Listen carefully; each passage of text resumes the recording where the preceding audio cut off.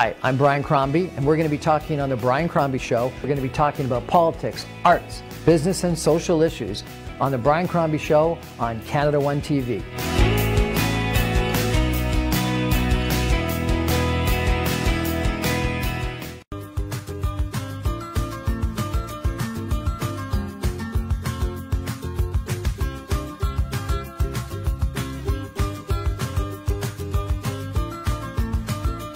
Good evening, everyone, and welcome to the Brian Crombie Show on Canada One TV. October 24th, you've got a municipal election coming up, and so I want to, over the course of the next month and a bit, is introduce you to a couple different candidates for ward council races, mayor's races, etc. in Peel Region, Mississauga, Brampton, Caledon, etc. And I think this is important because not a lot of you go out and vote in municipal elections. And I want to try to motivate you to take some time, pay attention to the local candidate, give some thought to the policies, the individuals that are running, and hopefully exercise your franchise and vote for the person that you think can best represent you on City Council. And tonight I want to introduce you to a candidate in Ward 1. Deborah Goss is her name. She's been involved in the community for a long time, because I've seen you at community meetings over and over and over again over the years. Why did you decide, after such a long involvement in the community, to actually put your name forward to run for councillor in Ward 1? Well, being passionate about my community and having spent 31 years in the community and the last 5 years working so hard on all the new development coming, it seemed only appropriate that I should try and see it through the next 4 years, which are going to be integral to what happens. It's crucial what happens over the next 4 years. Why is it crucial? It's crucial because we don't have the infrastructure in place, especially along the Lakeshore corridor, for what's coming. And I don't see any plans for what's going to come in the short term and what we're going to be having in the neighbourhood. So, for example, Brightwater will start seeing their first people in 18 months' time. Lakeview will start seeing their... So Brightwater is a 75-acre site at Mississauga Road and Lakeshore, the southwest corner of Mississauga Road and Lakeshore. It's going to have, what, 10,000 people? It'll have 4,000, up to 4,000 units. So it's going to be about, if you count right, yes, 10,000 people. 10,000 people. And at the same time, please correct me if I'm wrong, there's no widening improvements to Lakeshore Road, to Huron, Ontario, or to Mississauga Road. No, that's correct. And then the Lakeview development, which is what, south of, Cawthra, Dixie, and south of Lakeshore, is what, 120, 140 acres? So it's 177 acres. It's a little bit further east than that. It has 8,050 units, so that's going to be... 15 to 20,000? Yes. And again, any improvements in transit? No, none of... BRT is planned, but I call it the BRT to nowhere, from nowhere. So it's 3 stops at East Avenue and ending before it gets to Long Branch. And that's been put in place, obviously, for the density numbers. But it's kind of unusual to see that we're going to be looking at high-value units down by the water, which is a kilometre away from the Lakeshore Road, that those people will walk up and take a bus. They're not going to walk a kilometre. It's not going to happen. Not a chance. No. So tell me, how can you have, and your ward is, what, about 40, 50,000 people now? I think Lakeview is 26,000, so yeah, about 26,000 for Lakeview alone. So that's going to double our population. Okay, but Lakeview, the ward is probably 40 or 50. The ward's probably 40 or 50, and you're going to get another 10,000 in Brightwaters, and another 15 to 20,000 in Lakeview. Yes. So you're going to be almost doubling your size. We will be doubling our size. And that's not counting what's going on in Port Credit. No, and that doesn't count any of the other small developments that are coming along. So because all the density was planned on the south side of Lakeshore, what has happened is new developers have come along the north side and said, okay, well, we'll take advantage of that. So we're seeing new developments popped in here, there, and everywhere. That was never expected. There was supposed to be a gentle transition into our northern neighborhoods, and all the density was supposed to happen on the south side. So on top of what we have coming with the new developments, the 2 new developments, we're also going to see much more people coming on the north side. And we have to remember, there is only one way out of the south of the Lakeshore. There is a lake there. So you can only get out onto Lakeshore and on the north side, and we only have 3 exits. So what's going to happen? That's Highway 10, Cawthra, and Dixie. What's going to happen? Everybody's going to be pouring onto the Lakeshore. Mississauga Road, too. And Mississauga Road, yes. So what's going to happen? So the issue is that we don't see that this has been well thought through from a potential of people getting along the Lakeshore corridor. One of the things that we've discussed is how can we move people, how can we be innovative in what we do? How can we think differently? We've been promised this pedestrian-friendly public realm, mixed-use developments, and seeing that come into action is one of the things that we're not sure about how it's going to come to be. So one of the things that I've been talking about is the fact that we already have a Lakeshore Road that has infrastructure with buses that come all the way from Clarkson to the Etobicoke border. How do we capitalize on that? We know that right now people don't get on buses too often unless there are some people that move north-south getting to work. But we know that the north-south connections are not very well done. In Carthra, for example, you can't get all the way down to Lakeshore. So one of the things that I've discussed is maybe having something innovative like smaller buses that come more frequently, every 5 minutes. And that we have something that's more environmentally friendly, and we take the 55 million that's going into the BRT and we put that into something that we can actually look at happening in the next 5 years, because the BRT right now, who knows when that's going to happen. So, let me give you an example if I could. The Mr. Christie site at Park Lawn and the QEW in Etobicoke in Toronto, they're getting a GO train station, and it's 25,000 people. It's 25 acres, so it's 1/4 the size of Lakeview. They're predicting 25,000 people, and so therefore it's got to have, obviously, I guess, a lot more density. And it's just, proximate to that whole Humber Bay Shores development. But they're actually getting a GO train station because they said there's no way that they could actually take that density without a GO train station. Yes. And that GO train station is going to be, what, 2 stations from Union Station? It's going to be a spectacular station. That's the kind of development that you need, the kind of infrastructure you need. Because I think about the 20,000 people in Lakeview and the 10,000 people in Mississauga Road and Lakeshore. Mississauga Road, Lakeshore, here in Ontario, Carthra. You're not going to be able to get out. Are going to be disastrous. And I know we've always talked about live, work, play area. I mean, that's something that we hope to see. And we know we're going to see 9,000 people with the innovation area. But the thing is that's not going to supply all the work that's needed for all those people with doubling the density. So there are going to be people that have to travel up the corridor. So how can we get people out of their cars more often? It's not going to be completely, but how can we reduce, even if it's 25% of the time, taking a bus? So taking a bus up to Long Branch or into Port Credit. But you told me that the buses and the BRT stops before Long Branch. If we use the BRT. That's crazy. Why would it stop before Long Branch? Because it's in Mississauga and Long Branch is in Toronto. But the BRT all the buses on Dundas go to Kipling. That's correct. But why wouldn't they go to Long Branch? You want to get people to that Long Branch GO train station. That's right, but that's not the plan right now. It is 3 bus stops. That's all we're looking at. So you're going to have people that want to go downtown to take the bus back to Port Credit, or to the Huron-Ontario LRT. So the way that it's never going to happen. It'll be a regular bus that will move in to the BRT and then move back out of it again. And I don't see how that's going to. We don't see how that's going to help. So when you talk to people about this, what do you say you're going to do differently than the current councillor? So one of them is the 5-minute bus service. Encouraging people that we are an innovative area. We have to think differently. We have to stop thinking of Lakeshore Road, the Lakeshore Corridor, as being Highway 2. That was Highway 2 a long time ago. It can't be that anymore with everything that we have coming. With all that we have promised. Well, I take a look at Oakville, and, it was under construction for a long time, but have you been in downtown Oakville recently? Yes. It's wonderful. Yes. Like the big, broad, interlocking brick sidewalks and the EV power generating stations, but it's only 2 lanes. Yes. And it works, Port right? Credit would be spectacular if it was only 2 lanes. But there's no way you can do that with this kind of development. There's no way you could develop. And that's why we have to completely relook at the main street, and it'll be the main street not only in Port Credit but all the way through. How are we going to work with that main street? We don't feel that that's been looked at. That innovation has not yet come. That thought process has not come. Why?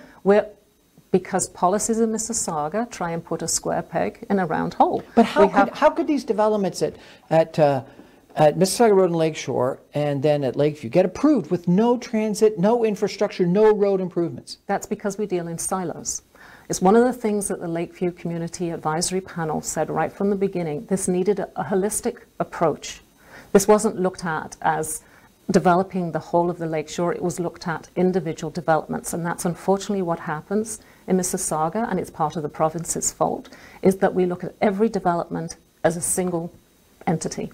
So we don't compare it to the next one. I know people right now that have 3 developments happening within 2 minutes of them, and each one has been looked at individually and not how they affect their street. So you can imagine the frustration of people knowing that, and knowing that it's going to affect them, knowing that there's 3 developments coming to your area within the next 2 to 3 years, and knowing how much it's going to ruin the small street that you have, the parking, the extra traffic coming out. Well, the parking, I got to tell you, one of my biggest pet peeves is I drive down to your part of town, and I see these signs all over the place, you know, parking tickets doubled and tripled during the summertime. And I go like, this is everyone's waterfront. How can you possibly want to double and triple my parking tickets in the summertime to keep me away? Why don't you actually build some more parking spots or a better bus system so people from not the privileged people that live right near the lake can actually get to the lake, to enjoy the lake? It should be a waterfront for everyone. But it's not.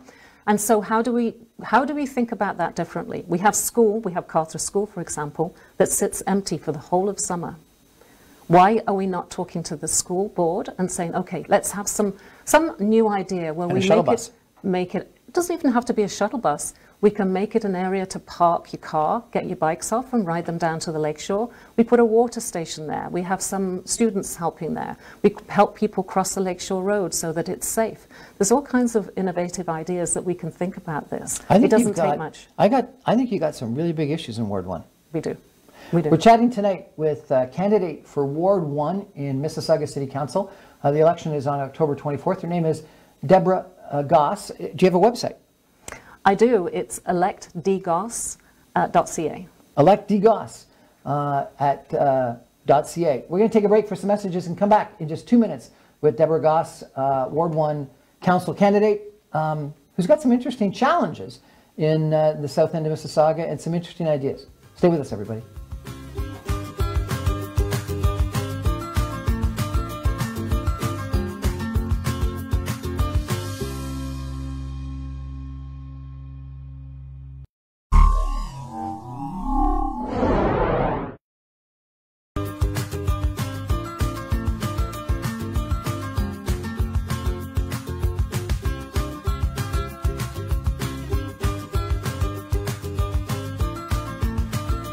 Welcome back, everyone, to the Brian Crombie Show on Canada 1 TV. We're having a spirited conversation tonight about Ward 1, which is the south end of Mississauga, with Deborah Goss, who is a candidate for council, city council in Ward 1. And she's been very involved in the Lakeview Ratepayers Association and some of the developments in South Mississauga for a long period of time. And she's decided to put her name forward for council, and I guess primarily because of all these developments that we've been just talking about. Let me ask you a couple of other questions, since you know, we've obviously got some other issues. Port Credit, you know, has got some development. There was some big development proposals at the GO train station and just west of Huron, Ontario, etc. But it seems to have worked. And it makes a bit more sense, frankly, a lot more sense, I would have thought, because it's proximate to the GO train station. So people aren't going to use cars. They're going to walk to the GO train and take that GO train downtown. And Port Credit, you know, when I moved here, Port Credit wasn't a great strip. Port Credit today is a great strip, great restaurants, great bars, live entertainment, some of the best live entertainment in all of Toronto. An incredible ice cream store that I like to go to way too often, as you could probably tell. Like, what is it that we're doing right in Port Credit that we should be thinking about duplicating? So Port Credit has it has 3 major transit hubs. I mean, it has the GO station, it has a bus terminal, and it's going to have the LRT terminal as well. So obviously, from a development perspective, there's going to be a lot more development coming. I mean, they already have 2 buildings put forward for a 40 and a 42-story right on the, I think it's on the car park of the GO station. Another 22-story coming, and there's other developments around, and then there's the Brightwater. And then we haven't even discussed the Marina Lands, which is under its environmental assessment right now, but will be coming down the pipeline at some point, and people are really hoping for that too. It's fabulous, it's wonderful, and people are pouring down into Port Credit, and when the LRT is open, I'm sure they'll be pouring even more. But that density that's coming needs to be spread around. It needs to be spread among other areas in the waterfront. How do we move people from the foot of, from Port Credit and along the Lakeshore corridor? How can we bring them out into the areas of Lakeview, which is also seeing the density numbers coming a great on as well, and are planning for that density. Have you been to Humber Bay Shores? I have, yes. You know, I think that was done really well. A huge amount of density on the north side of, what's it called, Marina Parade or something like that. But they kept a lot of city land, parkland, right on the waterfront. So it's not like Harbourfront, where you can say that it's got a concrete jungle separating you from the park, from the lake. It is a concrete jungle north of the drag, but south it's got beautiful broad sidewalks, bike paths, gardens, and the lake. We don't have that in Port Credit because it's separated from the lake. So, as controversially, the one thing that people said is they didn't want another Humber Bay Shores. They didn't like it. They felt that it was too dense. It didn't have the retail spaces. It didn't have that pizzazz that everybody's looking for with their pedestrian realm and their transit orientated and all the things, the human scale spaces. And that's what was expected in both Lakeview and Port Credit with the Brightwater sites. That's not what people want to see, but we do know that the developments were supposed to be contained in the south side of Lakeshore, and that was what was supposed to work, and using that waterfront, which is not a huge volume of parkland. It's not. It isn't, no. It's a strip, you know, in both cases. And that's why we have to ensure that that is done right, because the dollars that are needed to put into that waterfront... I'd hate to live in those townhouses at the bottom here in Ontario, because like there's thousands of people that walk by your home all the time. And yes, it's a very narrow strip of land where people have chosen to live there. They have had terrible parking problems and traffic problems. But the thing is trying to get people out of the car and into the transit. But they're not going to get out of the car if it's a kilometre to a bus and it's several kilometres to a GO train station. And I apologize, if you were down at the bottom of Mississauga Road and at the lake in the Brightwater development, yes, you're not going to walk to the GO train station. No, and I don't know. And there's no bus that's going to take you to the GO train station. That's right. You're going to be driving. And there may be some innovation that's offered there for a smaller shuttle that goes between the lakeshore. But down in Lakeview, for example, there was supposed to be a loop that went all the way through it, and you were supposed to be no more than 5 minutes away from a stop. Now, how that's going to work, we haven't seen yet. And again, it's something that's up in the air that hasn't really been finalized. So how does that manage with a more frequent bus service? There is no space to put in another GO station along the corridor. Why not? There has been discussion about putting something in Ogden, but that would mean that you'd have to basically expropriate land. And there's a much more rational idea of putting a faster bus service down the Lakeshore Road. So I, with respect, I disagree with you. I think that number one, Ogden or Cawthra would be a great site for a GO train station, and or, as you undoubtedly know better than I, because you are an expert on this, there's a spur line that goes from the GO train tracks all the way down to Lakeview, because it actually took coal to the old coal generating station. So, and that right-of-way still exists, and you could have a actual line that goes up and joins in with the Long Branch GO. And there was a time many years ago that they could have done something at Carter, but that time has passed. It's gone. It's out the window. And so to expropriate people... What about my idea about the spur line? The spur line, I don't see how that can work. The land you're, I think, talking about is the Hydro One land. Is that with the towers? No, it goes right to Lakeview, and it goes straight up to the GO train line, and then it goes on to Long Branch. You can have a little shuttle there. I don't think that's going to work. I don't think you're going to find that there's enough space to do that. And there's the space, there's the rail line. The challenge is no one's got the guts to actually do it. Well, I'll certainly take a look at that. I mean, that's what I mean, is there needs to be further discussion. I mean, we have all kinds of ideas that we have in the community, and we're a community that came up with this plan let me ask you about for the density in 2006. Let me ask you about the Huron Ontario LRT. That's going to be a huge construction issue in Ward 1 for a long time. What are your residents saying about that? Actually, the residents are finding it very difficult. I mean, the noise and the dust and everything else. In fact, I believe Metrolinx has been door to door and heard that themselves, so I don't think that's any big secret. That will be coming in 2025, and I think they'll be on track for it. It'll be interesting to see the use of it, because it goes all the way to just below Brampton. It doesn't go into the city centre. Right. And for the people of Port Credit, it's the number one issue in the Brampton election right now, people talking about potential extensions. That's right. So for the people of Port Credit going further north, they're scratching their heads a little bit. But I think what will happen, and I've seen happen, I used to actually work up at Matheson Highway 10 area. So it would have been good for you. You're seeing a lot more businesses and further north from there, a lot of new construction, and new businesses, new commercial spaces are being built. So it could be down the line when it's in place, and it's only a couple of years away, let's face it, yeah, I think that we start to see something a bit more interesting. People might start to see the value of having work that's straight up the up the LRT I don't think line. there's a lot of demand for it now. I think the demand's going to be going from square one to either the Cooksville Go or the Port Credit Go, which means the Port Credit Go is going to be even more overcrowded than it is today, and back up. But I can't see a lot of people like today. If you worked at Matheson or the 401 and here in Ontario, you wouldn't be living in Port Credit.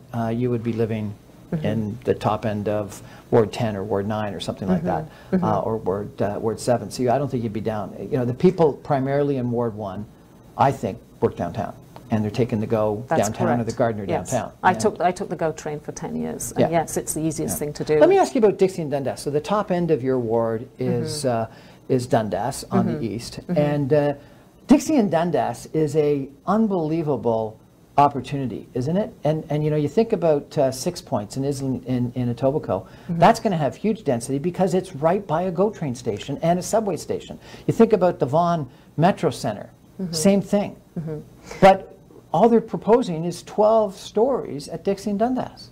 So there's been a lot of study with the Dundas Connects and across there and through, and that's just finishing up. In fact, I think had an email tonight that showed me that it's coming to the end of its study.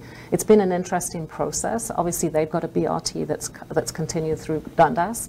The connection wasn't made, obviously, with Kipling when it was supposed to be at the time. There is some places where they do have higher heights and density, and I know that some of the businesses that are in that area are also pushing back. They'd like to see more, and I think I've been following it, but not very closely. Yeah, I think the density should be there. I think that you've got a certain amount that will come eventually. For example, there's places around the sort of Walmart, the GO station around that area that are just businesses right now. Yeah. There's no other residences to compete with. Right. So yes, it does make sense. Makes a lot more sense. You got the GO train there. You got a BRT there. You're short, a little jaunt to the Kipling subway station or the Kipling GO. I think that makes a lot more sense. And I think it makes a lot more sense than putting 20,000 people south of Lakeshore. With no exit. With no transit. No, no exit on the south side. The door's open. I give you 1 minute. Make your pitch. Why should I vote for you? Yes. My name's Deborah Goss. I've been lived in the community, owned a home in the community for 31 years. We've raised 4 boys here. Been very involved in the community for 12 years. In the last 5 years, very involved in the development and what we have coming. I'm very concerned about the next 4 years. We need strong, decisive leadership for what's coming. We need things done very quickly and in place so that we're prepared for all the density that's coming down the pipeline. And I'd like to be your next councillor that can be part of the change that's coming to council. We know that there's quite a few a number of councillors that are changing, and I'd like to be part of that change as we move forward in that next stage of Ward 1. Deborah Goss, thank you so much. Good luck. Thank you. Well, that's another one of the candidates that's running in the upcoming municipal elections. October 24th is the date. Deborah has been very involved in community affairs. I was, as some of you know, chairman of the Mississauga City Summit. She was very involved at that time. I've been very involved in an organization called Transit Alliance. And so I firmly believe in density around transit stations, which I think is not what we're actually doing in Mississauga with these 2 developments. I actually support and think some of the developments around Port Credit close to the GO train station make a ton of sense because people aren't going to need cars, just like around the major transit stations in Toronto, where they're actually now the city is taking away parking requirements, saying we don't want you to build parking because we want to discourage people to have cars. That makes sense. That's got to be, if we're going to have affordable housing in Mississauga and Toronto, that's got to be the solution. And I think that the Brightwater development, the Lakeview development, and the access to the water and all that kind of stuff is spectacular. But I don't know what's going to happen in Mississauga Road, Lakeshore, Huron, Ontario, Cawthra, and Dixie. They're going to be disasters, and it's because we haven't got new transit, we haven't got new roads, we haven't figured out how we're going to get these people to their jobs. So I think that, Deborah, whether it's you or somebody else, I think you got your work cut out for you big time, because it's going to be a traffic nightmare in Ward 1. You heard it here first. Thanks for joining us on the Brian Crombie Show on Canada 1. Good night, everybody.